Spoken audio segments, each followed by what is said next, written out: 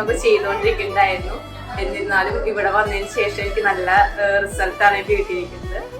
ഞാൻ ഇവിടുന്ന് കിട്ടിയ പുതിയ അറിവുകളൊക്കെ ഉൾക്കൊള്ളിച്ചിട്ട് എൻ്റെ പുതിയ വർക്കുകളൊക്കെ നന്നായി ചെയ്തു പോകണം.